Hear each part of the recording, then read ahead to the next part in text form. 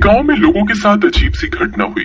Christmas के त्योहार में एक चुड़ैल आती और गांव के गरीब बच्चों के घर पर खिलौने और मिठाइयां रखकर चली जाती। गांव के बच्चे सुबह उठते और बहुत खुश होते हैं। पिताजी पिताजी देखो, आज घर के बाहर देखो, कोई खिलौने और मिठाइयां रख गया है।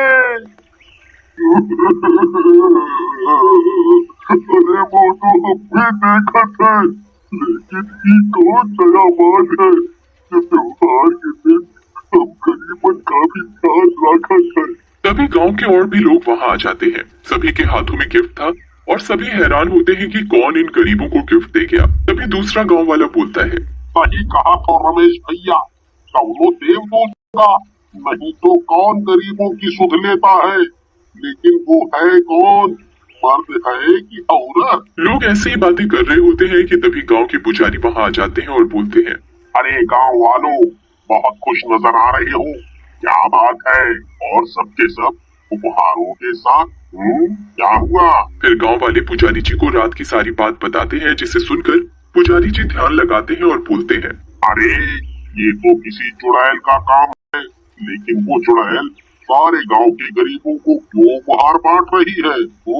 सभी लोग डर जाते हैं और सारे उपहार फेंक देते हैं, लेकिन पुजारी जी उन्हें बोलते हैं, अरे तुम लोग डरो मत और ये सारे उपहार लेकर घर जाओ, ये सब तुम्हारे बच्चों के लिए है। मैं तब तक पता लगाता हूँ कि ये सब क्या हो रहा है। पुजारी जी के कहने पर सारे गांव वाले उपहार लेकर अपने अपने घर चले जाते हैं और पुजारी जी अपने घर आकर ध्यान लगा लेते हैं और अपनी दिव्य दृष्टि से चुड़ैल के बारे में पता लगाने लगते हैं। तभी चुड़ैल वहां अपनी एक सहेली रूपा के साथ आ जाती है और पुजारी जी से बोलती है, पुजारी जी ये प्रीति है जिसने सारे गांव के गरीब बच्चों को उपहार दिए ताकि उनके चेहरे पर भी थोड़ी सी खुशी आ सके। वो तो ठीक है बेटी, लेकिन इसके साथ ऐसा क्या हुआ जो इसकी ये हालत हो गई? बताओ, मुझे बताओ, मैं भी जानना चाहता हूँ। आपने मुझे बेटी कहा है तो मैं आपको सारी बात बताऊंगी, क्योंकि ये सारी बातें मैं आज तक किसी को नहीं बता पाई, क्योंकि लोग तो मुझे देखते ही डर जाते हैं या फिर दूर चले जाते हैं। फिर चुड़ैल रूपा को अपने बारे में बताने को कहती है, पुजारी जी जिस चुड़ैल को आप देख रहे हैं उसका नाम प्रीति है। प्रीति को शादी के कई सालों के बाद भी बच्चे नहीं हो रहे थे, इसी कारण उसे छोटे बच्चे बहुत अच्छे लगते थे। वो उन्हें हर त्योहार पर गिफ्ट दिया करती थी, इसलिए बच्चे भी उसे बोलता है, आंटी आंटी, इस बार आप क्रिसमस में हमें क्या गिफ्ट दोगी? क्रिसमस आने वाला है, गिफ्ट तो दोगी ना? हाँ राजू, हाँ क्यों नहीं दूंगी, तुम सब मेरे बच्चों जैसे ही तो हो। प्रीति के इस दयालु स्वभाव के कारण उसका पति कबीर बहुत परेशान रहता था। प्रीति, तुम इन गली मोहल्ले के गंदे से बच्चों पर बहुत पैसा खर्च करती हो, मुझे ये बिल्कुल पसंद नहीं है। अरे तुम भी कबीर क्यों गुस्सा करते हो? देखो ना, भगवान का दिया सब कुछ तो है, अगर हम कुछ खुशी बांट सकते हैं इन बच्चों को तो इसमें बुराई क्या है? देखो प्रीति, मैं तुम्हें आखिरी बार समझा रहा हूँ, ये साक्षात बच्चे मुझे बिल्कुल पसंद नहीं है। अगर तुम्हें ये इतने पसंद हैं, तो तुम इन्हीं के साथ रह लो।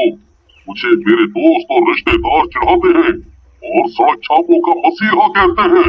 तुम दूसरों की परवाह करते हो लेकिन अपनी बीवी की नहीं। प्रीति की बात सुनकर कबीर को गुस्सा आ जाता है और वो प्रीति को थप्पड़ मार देता है। बच्चा दे नहीं पाई और जगत को सुधारना चली है। ऐसा कहकर कबीर वहाँ से चला जाता है, लेकिन प्रीति को ये बात बिल्कुल अच्छी नहीं लगती और वो घर से चली जाती है। इस कबीर को मैं कितना प्यार करती हूँ, लेकिन इसे तो अपने दोस्तों और भूखे रिश्तेदारों की चिंता है। अगर मैं गरीबों के लिए कुछ कर देती हूँ तो किसी के बाप का क्या जाता है।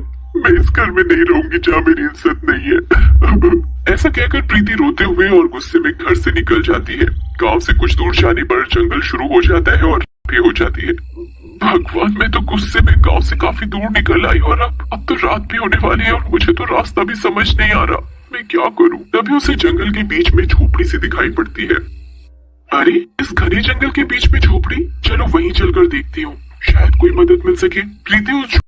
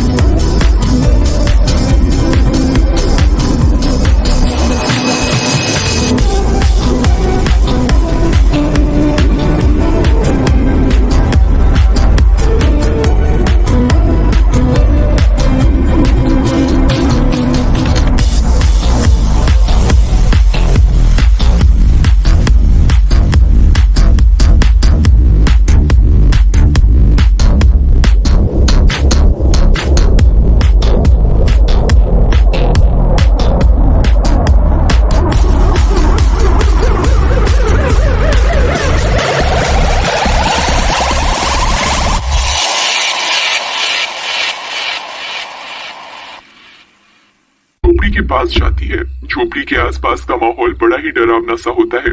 प्रीति डरते डरते खिड़की के अंदर झांकती है।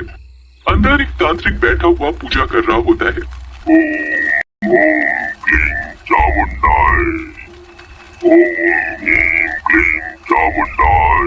हे भगवान, मैं कहाँ फंस गई रे। ये तो कोई तांत्रिक लगता है जो कि तंत्र साधना कर रहा है। ओहो, मैं ये कहाँ फंस गई रे। प्रीति वहां से जाने के लिए मुड़ती है, लेकिन तभी दो प्रेत आकर प्रीति को पकड़ लेते हैं। कहाँ भाग रही है औरत, हमारे रहते।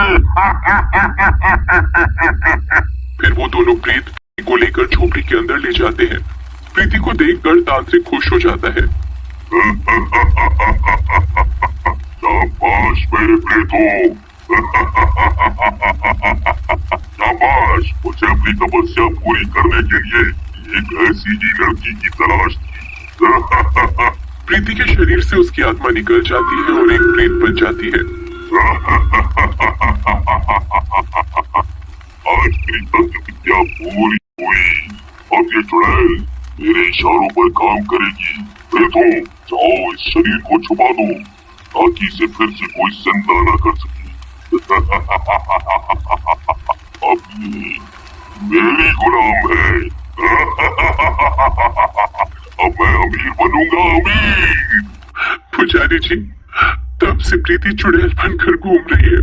वो तांत्रिक इसे बहुत परेशान करता है, लेकिन एक अच्छी आत्मा होने के कारण वो इससे बुरे काम नहीं करवा पा रहा। अब आप ही इसकी रक्षा करें। बेटी, तुम्हारी कहानी तो सचमुच बहुत ही दुखद है, लेकिन तुम चिंता ना करो, मैं तुम्हें तुम्हारा शरीर जरूर वापस दिलाऊंगा। फिर पुजारी रूपा और चुड़ैल मिलकर एक योजना बनाते हैं। योजना के अनुसार चुड़ैल रूपा को अपने साथ तांत्रिक की कुटिया पर ले जाती है और तांत्रिक को बोलती है, ये लो तांत्रिक, मैं तेरी इच्छा को पूरा करने के लिए एक और शिकार लाई हूँ। इसे भी चुड़ैल बना दे और खूब अमीर बन जा, और अब मुझे जाने दे। तूने ये कैसे सोच लिया? मैं तुझे यहाँ से जाने दूंगा। पकड़ लो इन दोनों को। दोनों प्रेत चुड़ैल और रूपा को पकड़ लेते हैं। तभी वहाँ पुजारी जी पहुँच जाते हैं। दुष्ट तांत्रिक, तूने इस बच्ची को बहुत परेशान किया है, तुझे इसकी सजा जरूर मिलेगी। ऐसा कहकर पुजारी जी ध्यान लगा लेते हैं। उनके माथे से बहुत ही तेज प्रकाश निकलता है, जिसमें दोनों प्रेत जलने लगते हैं। बचाओ, बचाओ, हम चल रहे हैं, तांत्रिक जी बचाओ। लेकिन इससे पहले कि तांत्रिक कुछ समझ पाता, पुजारी जी जादू से उसे बांध देते हैं। तूने मुझे तो बांध दिया है, लेकिन इस चुड़ैल की रक्षा कैसे करेगा? इसका शरीर कहाँ से मिलेगा? चुप कर, तू क्या समझता है? मेरे साथ सच्चाई और भगवान की ताकत है। तभी वहाँ कबीर गांव वालों के साथ पहुँच जाता है। उसके हाथ में प्रीति का शरीर होता है। अब तेरे सामने ही प्रीति को मैं जिंदा करूंगा। ऐसा कहकर पुजारी जी ध्यान लगाते हैं। तभी एकदम से चारों तरफ रोशनी रोशनी फैल जाती है। जैसे ही सब कुछ शांत होता है, चुड़ैल वहां से गायब हो जाती है और प्रीति जिंदा हो जाती है।